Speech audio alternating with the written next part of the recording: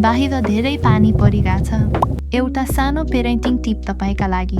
पानी पर्ने मौसममा बेबीको लुगा चाँडै भिज्छ र धेरै बेर सुक्दैन, अनि त्यहीबाट सुरु हुन्छ रुगा, खोकी र ज्वरोको झमेलो। त्यसैले राम्रो डायपर छान्नु धेरै जरुरी हुन्छ।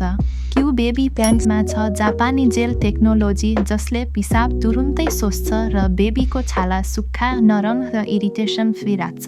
आमाहरूको लागि पनि टेन्सन फ्री। दिनभरि लुगा सुकाउने झन्झट हट्यो, अब सजिलो पेरेन्टिङ।